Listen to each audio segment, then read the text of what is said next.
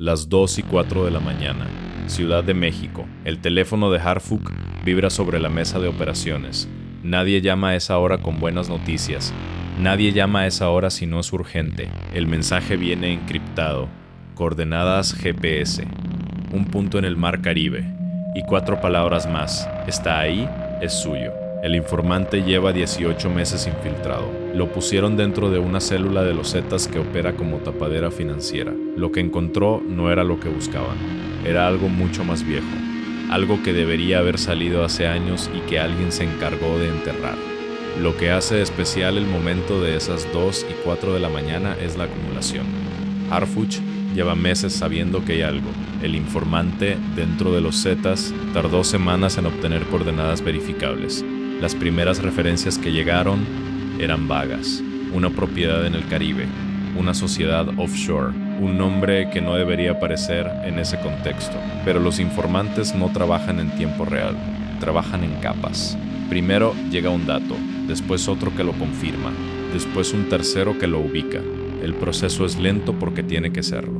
Un informante que corre demasiado rápido comete errores, y los errores en este trabajo se pagan con algo más que el cargo.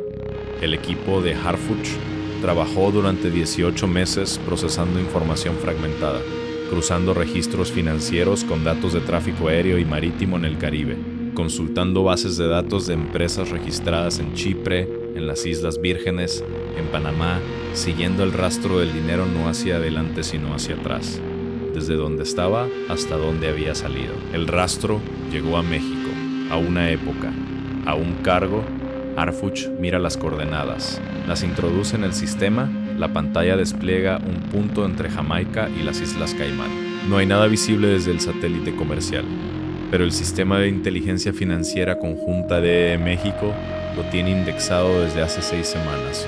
Una isla privada, 8 hectáreas, muelles propios, un edificio central de 2 plantas con infraestructura de comunicaciones fuera del ordinario para una propiedad de recreo.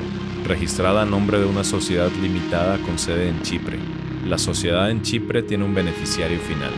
Esa noche, Harfuch autoriza el operativo. Lo que van a encontrar en esa isla va a cambiar la forma en que México entiende los últimos 20 años de su historia. Porque el hombre que registró esa isla no era un narco, era el hombre que se suponía que los cazaba a todos.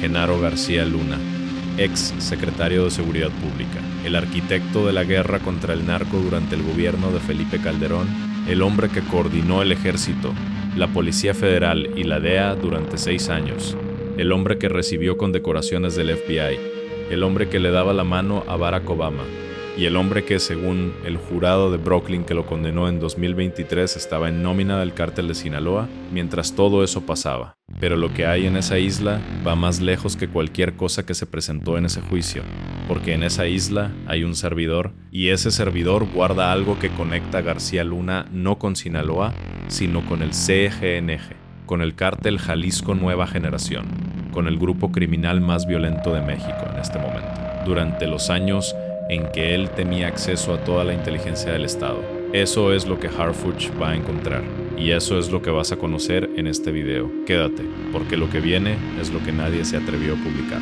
Acabas de escuchar lo que recibió Harfuch a las 2 de la mañana, un punto en el Caribe, un nombre que ya conoces, y una pista que conecta ese nombre con algo que va a sacudir todo lo que creías saber sobre la guerra contra el narco en México. Esto apenas empieza. Vamos a entrar a esa isla. Vamos a abrir ese edificio y vamos a llegar hasta el servidor si no estás suscrito a Comando Harfuch. Hazlo ahora porque lo que viene no lo vas a encontrar en ningún otro lugar. Activa la campana y no te muevas de aquí. Para entender lo que hay en esa isla, primero tienes que entender quién es Genaro García Luna. No el García Luna de los titulares de 2023. El García Luna que operó en silencio durante 30 años. Nació en 1971 en Ciudad de México. Entró al Centro de Investigación y Seguridad Nacional, el CISEN, a los 22 años. Casi no había imagen pública de él. Eso era intencional. En el mundo de la inteligencia mexicana de los 90, los que duran son los que no aparecen. Cuando llegó al CISEN a principios de los 90, México vivía un momento de transición institucional profunda. El PRI todavía mandaba, pero el sistema de seguridad estaba fracturado. Los cárteles de esa época, el de Juárez, el del Golfo, Operaban con la complicidad de estructuras policiales que llevaban décadas sin reforma real. Había un mercado de protección que funcionaba por debajo de todo lo oficial, y los jóvenes analistas que entraban a las agencias de inteligencia aprendían rápido que el conocimiento interno era una moneda muy valiosa. García Luna aprendió eso antes que muchos, y lo aprendió bien. Para el año 2000 ya era director de la Agencia Federal de Investigación, la AFI, una agencia nueva, diseñada para reemplazar a la antigua PGF que estaba podrida de arriba a abajo. García Luna llegó con la promesa de que esta vez sería diferente, más profesional, más limpia, más parecida al FBI. Lo que construyó durante los años de la AFI entre 2001 y 2006 fue una base de datos operativa sobre el crimen organizado en México que no tenía paralelo en ninguna institución. Sabía quiénes eran, sabía cómo operaban, sabía qué quería cada uno. Esa información le daba poder, no solo frente al Estado, también frente a quienes estaba supuestamente persiguiendo. Lo que nadie vio entonces, porque nadie tenía acceso a lo que pasaba dentro, es que la AFI se convirtió en una herramienta extraordinariamente efectiva para algunas cosas, para capturar a ciertos criminales, para eliminar a ciertos competidores, para abrir rutas que antes estaban cerradas. ¿Efectiva para quién? Esa fue la pregunta que tardó 2 décadas en tener respuesta oficial. En 2006, llegó Felipe Calderón al poder. Antes de terminar su primer mes de gobierno, ya había declarado la guerra al narco. Necesitaba un general para esa guerra, y eligió a García Luna. Lo nombró secretario de Seguridad Pública con poderes sin precedente. La Policía Federal bajo su mando creció de 30,000 elementos a 86,000. El presupuesto de seguridad se multiplicó por 4, y García Luna se convirtió en el segundo hombre más poderoso del Gabinete de Seguridad de México, después del secretario de Defensa. Cuando Calderón le entregó la secretaría, García Luna no recibió solo un cargo. Recibió el control sobre el flujo de información de seguridad más importante del país. ¿Quién sabe qué? ¿Quién no sabe qué? ¿Qué llega a los medios y qué no? ¿Qué operativo se anuncia con tiempo y cuál sorprende? Eso, en el contexto del crimen organizado mexicano, vale más que cualquier maletín. El mundo lo miraba como un modelo. La DEA lo elogiaba públicamente. El FBI le entregó una placa honoraria. Visitó la Casa Blanca, habló ante el Congreso de Estados Unidos. Era el rostro del México que combatía el crimen organizado. Detrás de ese rostro, según la Fiscalía Federal de Brooklyn, había reuniones en hoteles de lujo con emisarios del Chapo Guzmán. Había maletines, había acuerdos sobre qué rutas quedaban abiertas y cuáles se cerraban. Había un sistema de protección que costó al Estado mexicano vidas, credibilidad y territorio. El juicio de Brooklyn mostró los maletines. Lo que el servidor en la isla insinúa es la otra parte. La parte que no se paga con efectivo sino con información, con silencio selectivo, con llegadas tardías, con operativos que casualmente capturaban a los competidores del cártel protegido y dejaban intactas las rutas del protector.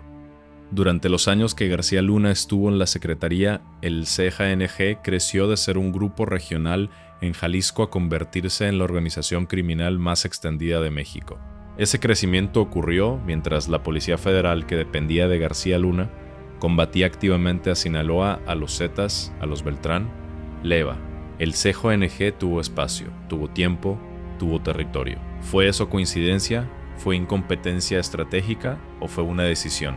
El servidor en la isla no responde esa pregunta con certeza, pero la plantea con una seriedad documental que ninguna hipótesis anterior había alcanzado. Cuando en 2012 termina el gobierno de Calderón, García Luna sale del país. Se instala en Miami con su familia, compra propiedades, lleva una vida que desde afuera parece la de un funcionario retirado, con los ahorros bien administrados. Pero la DEA lleva años siguiéndolo. Los testimonios que empiezan a acumularse en los casos federales contra líderes de Sinaloa incluyen, de manera cada vez más consistente, referencias a un funcionario de alto nivel que protegía las rutas. Los fiscales de Brooklyn empiezan a armar el caso. García Luna fue arrestado en Dallas, Texas, en diciembre de 2019. El cargo: conspiración para importar cocaína a Estados Unidos. El hombre que diseñó la guerra contra el narco mexicano, detenido en un aeropuerto de Texas. Durante el juicio de 2023 desfilaron testigos protegidos, ex líderes del crimen organizado, que lo describen en reuniones. en negociaciones, en momentos en que el secretario de Seguridad Pública de México estaba sentado al mismo lado de la mesa que los jefes de cártel que supuestamente cazaba, el veredicto del jurado tarda menos de un día, culpable en todos los cargos. García Luna escucha la sentencia sin expresión visible. Sus abogados anuncian apelación. La apelación no prospera. Está esperando la pena definitiva, que puede llegar a cadena perpetua. Lo que el juicio no alcanzó, lo que los fiscales de Brooklyn no tenían y quizás nunca supieron que existía, dormía en ese servidor en el Caribe, y Harfuch fue el que llegó a buscarlo. El secreto del vídeo. En esa isla hay un servidor de comunicaciones cifradas que conecta a García Luna con el CANY durante su gestión. Todavía no lo revelamos completo. Escríbeme abajo. ¿Tú creías que García Luna era corrupto antes del juicio de 2023 o te sorprendió la condena? Te leo. Las 4:30 de la mañana. Base Naval de Operaciones Conjuntas, costa este de México. La célula de Harfuch para esta misión tiene 16 elementos. 8 de inteligencia, 6 de intervención táctica, 2 especialistas en sistemas digitales del área de ciberinteligencia de la Secretaría de Seguridad y Protección Ciudadana. Se suma un equipo de 3 agentes de la DEA con autorización de participación directa en territorio internacional bajo acuerdo bilateral firmado 48 horas antes. El traslado se hace en 2 lanchas rápidas clase Interceptor, sin marcas visibles, sin comunicaciones abiertas. La coordenada de llegada apunta al lado oeste de la isla, el único punto con suficiente profundidad para acercar embarcaciones de ese calado sin encallar. A las 6:17 de la mañana, con la primera luz del día todavía gris sobre el Caribe, los primeros elementos tocan tierra. No hay guardia visible en el perímetro. Eso ya es información. Una propiedad con esa infraestructura sin guardia visible tiene 2 explicaciones: o está abandonada, o la seguridad es electrónica y quien la cuida no quiere que se note que la cuida. El edificio central tiene 2 plantas, fachada de piedra coralina, antenas en el techo que no corresponden a equipos de telecomunicaciones comerciales. Una de ellas es un sistema de transmisión de datos de banda ancha cifrada, modelo que ya no se fabrica desde 2015, pero que en su momento lo usaban agencias de inteligencia de 3 países de América Latina. Los especialistas en sistemas entran al edificio en el minuto 42 de la operación. El piso de abajo tiene 4 habitaciones, una con camas, una con cocina, una con baño y generador eléctrico, y una con una puerta de acero de 16 centímetros de espesor que no corresponde en absoluto al resto de la construcción. Es una puerta que alguien mandó fabricar a propósito y traer hasta aquí. Ese tipo de puerta no viene en el catálogo de nadie. Se encarga. Fuerzan la puerta en 11 minutos. Adentro hay aire acondicionado, todavía funcionando, un sistema de enfriamiento continuo, y en el centro de la habitación, sobre una plataforma de metal, un servidor de datos, compacto, del tamaño de un refrigerador pequeño, pero con capacidad de almacenamiento que uno de los especialistas calcula en más de 40 terabits de información encriptada. El servidor tiene energía, está activo. Harfuch recibe la confirmación vía satélite a las 7:03 de la mañana. 2 palabras: está encendido. Eso significa que alguien en algún lugar lo sigue usando, o que está programado para mantenerse activo independientemente de si hay alguien físicamente presente en la isla. Un muerto en vida digital. Un archivo que respira solo. En el registro del edificio encuentran, en una habitación del segundo piso que inicialmente parece vacía, un compartimento detrás de un panel de madera. Adentro, 3 pasaportes, 2 europeos, 1 caribeño, los 3 con fotografías de García Luna con diferentes apariencias, distintos nombres que no corresponden a ninguna identidad conocida en los sistemas de Interpol que el equipo puede consultar en campo. Eso significa que son documentos que pasaron por canales de falsificación de muy alto nivel, del tipo que no se consigue en la calle, del tipo que se consigue cuando alguien con acceso a infraestructura estatal quiere salir sin dejar rastro. García Luna nunca usó esos pasaportes, o al menos no hay registro de que los usara. Fue arrestado con su identidad real, pero el hecho de que existieran en esa isla dice algo sobre la mentalidad con que administraba su seguridad personal. Tenía una salida preparada, tenía más de una salida preparada, y la tenía guardada en un lugar que nadie debería haber encontrado. También encuentran, en la misma habitación donde está el servidor, un cuaderno, manual, escrito a mano, con una caligrafía que los analistas grafoscópicos posteriores determinan como consistente con documentos firmados por García Luna durante su gestión. El cuaderno no está completo. Faltan páginas, algunas han sido arrancadas. Las que quedan contienen anotaciones numéricas y siglas que el equipo no puede interpretar en campo. Lleva semanas de análisis posterior determinar que parte de esas anotaciones corresponden a montos, fechas y siglas de entidades financieras off-score. El tipo de registro informal que alguien lleva cuando maneja flujos de dinero que no pueden aparecer en ningún sistema formal. El servidor en esa isla conecta a García Luna con el CGNG. Lo que viene ahora es la primera capa de lo que hay adentro. Los especialistas trabajan durante 4 horas para extraer los primeros archivos sin dañar la estructura del sistema. No pueden desencriptarlo todo en campo, pero hay capas del servidor que tienen acceso más fácil. Archivos de registro, metadatos, logs de conexión. La primera capa, los registros de conexión muestran que ese servidor recibió y envió comunicaciones cifradas entre 2009 y 2012. 3 años. El tramo final de la gestión de García Luna como secretario. Los registros no muestran el contenido de esas comunicaciones, pero sí muestran los nodos de origen y destino. Direcciones IP, varios de esos nodos, rastreados posteriormente, corresponden a infraestructura de telecomunicaciones vinculada a operaciones del CGNC en el estado de Jalisco y en el corredor Michoacán-Guerrero, durante exactamente ese periodo. Comenta A si crees que García Luna llegó a un acuerdo con el CHNG después de que Sinaloa ya no le convenía. Comenta B si crees que siempre tuvo tratos con varios cárteles al mismo tiempo. Te leo. La segunda capa la encuentran 4 días después, ya en laboratorio forense en Ciudad de México. Entre los archivos parcialmente accesibles hay un directorio de contactos. Nombres en clave. 15 entradas. 3 de esas entradas, cuando se cruzan con bases de datos de la DEA que el equipo de Harfuch puede consultar bajo el acuerdo bilateral, coinciden con identidades reales de mandos operativos del CHNG activos entre 2010 y 2013. Uno de ellos murió en un enfrentamiento con fuerzas federales en 2014. Otro fue detenido en 2018. El tercero sigue siendo buscado. Lo que eso implica es lo siguiente. Durante los años en que García Luna tenía acceso diario a la inteligencia operativa sobre el CANG, algunos de sus mandos aparecen como contactos en un servidor de comunicaciones cifradas registrado a su nombre a través de una sociedad en Chipre. Y la tercera capa es la que Harfuch guarda. Entre los archivos recuperados hay un documento de texto, 37 páginas, sin firma, sin fecha visible, pero con referencias internas que permiten ubicarlo en 2011. Es un documento operativo. Describe, con un nivel de detalle que solo puede venir de alguien con acceso directo al sistema de inteligencia del Estado mexicano, las rutas de entrada de precursores químicos para producción de drogas sintéticas a través de puertos del Pacífico, las rutas que quedaban abiertas, los puertos donde los operativos de la Policía Federal llegaban tarde, sistemáticamente tarde. 37 páginas de arquitectura de impunidad escritas con la precisión de alguien que conocía el sistema de seguridad desde adentro porque era quien lo dirigía.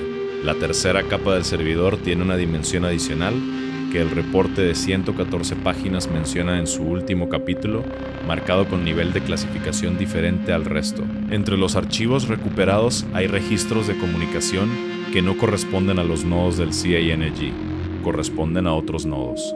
Nodos que el análisis posterior no puede identificar con certeza, pero que tienen una característica técnica particular.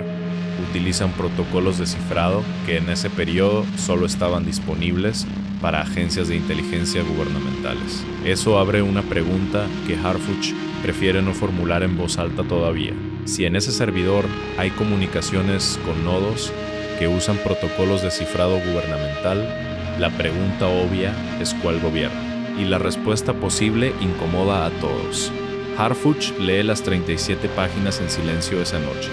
No dice nada durante varios minutos. El equipo espera. Después pide que se active el protocolo de custodia máxima sobre el servidor y todo su contenido, y que se notifique a la fiscalía. El documento de 37 páginas describe en detalle cómo se diseñaron las rutas de impunidad durante la gestión de García Luna. Eso es lo que Harfuch tiene en mano. Escríbeme. ¿Crees que García Luna operó solo o que había una red institucional que lo sostenía desde adentro del Estado. Comenta lo que piensas. El operativo en la isla dura en total 11 horas, de las 6:17 de la mañana, cuando los primeros elementos tocan tierra, hasta las 5:22 de la tarde, cuando la última lancha abandona el perímetro de la isla. Lo que encontraron en esa isla no cierra el caso García Luna, lo abre hacia lugares donde la investigación todavía no había llegado.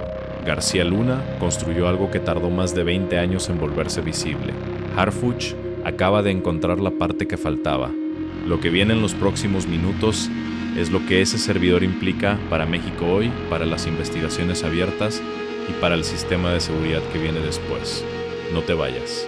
El servidor de la isla no es un archivo del pasado, es un problema del presente, porque la pregunta que se hace el equipo de Harfuch en los días siguientes al operativo no es solo qué hay adentro, es quién más lo sabe, quién más tiene acceso, si hay copias, si hay otros nodos en la red que no están en esa isla, si el servidor en el Caribe era el punto central o uno más de una infraestructura más grande.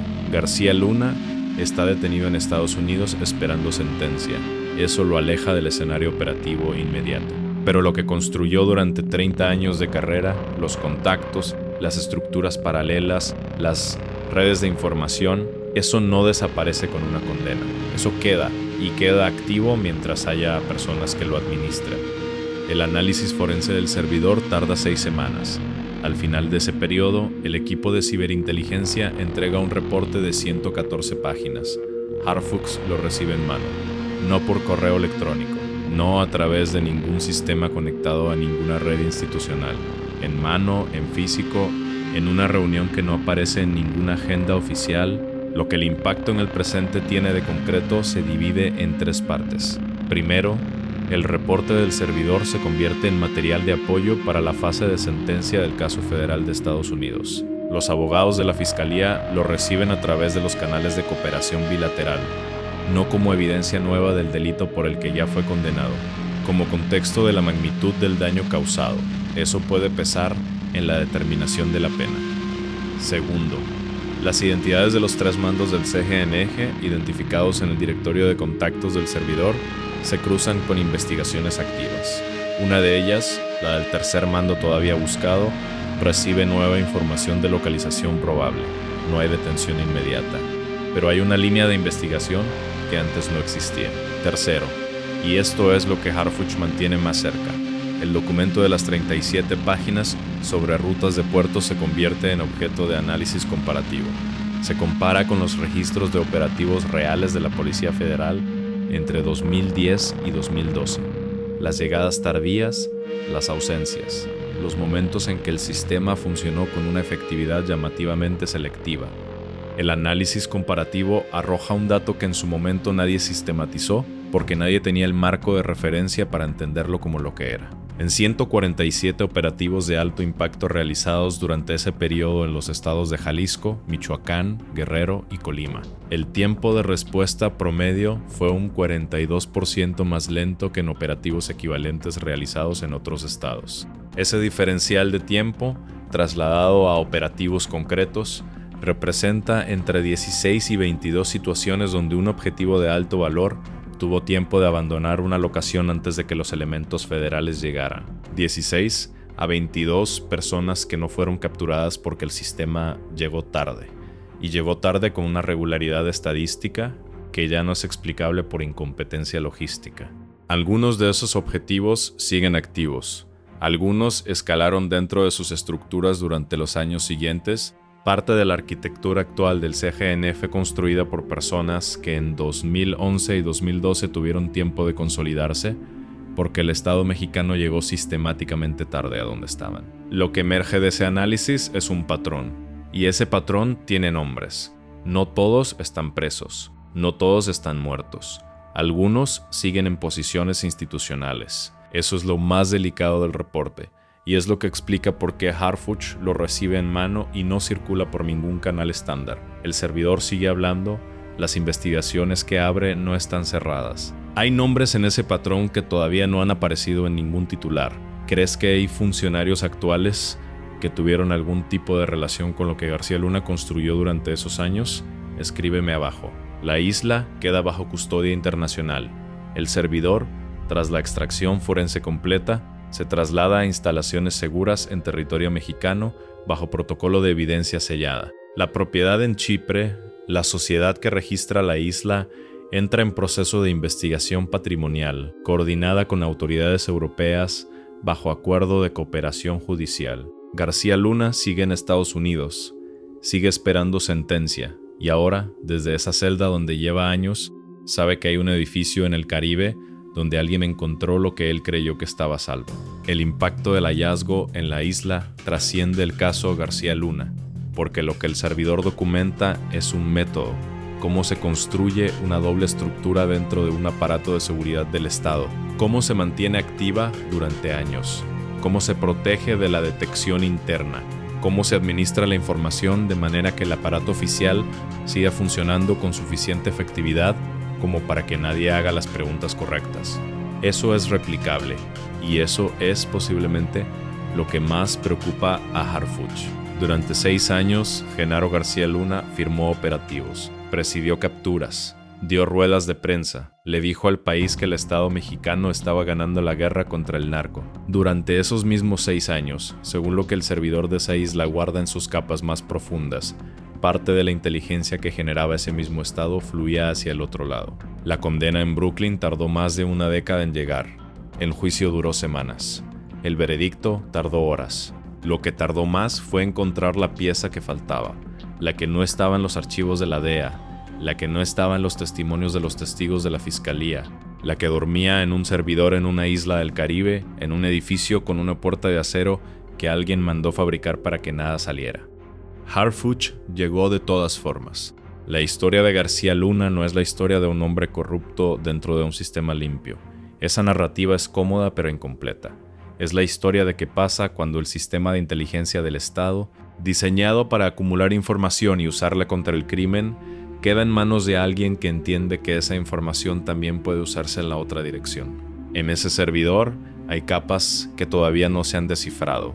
Hay comunicaciones que todavía no tienen destinatario identificado. Hay anotaciones en ese cuaderno escrito a mano que todavía no tienen interpretación completa. México tardó 20 años en llegar al juicio de Brooklyn. El servidor en la isla sugiere que hay otra parte de la historia que todavía no se ha contado y que alguien, en algún momento, va a tener que contarla. La pregunta que te dejo hoy es esta: ¿cuántas islas más hay?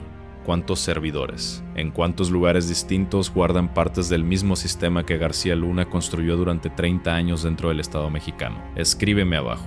Comenta si crees que hay más infraestructura oculta todavía sin descubrir, o no, si crees que el juicio de Brooklyn ya expuso todo. García Luna lleva años preso esperando su condena definitiva. Harfuch sigue moviéndose. Si crees que el pueblo mexicano merece saber cuántas capas más tiene ese servidor, dale like, suscríbete y activa la campana. Fue secretario de seguridad 6 años, 6 años protegiéndolos, y nosotros lo supimos demasiado tarde.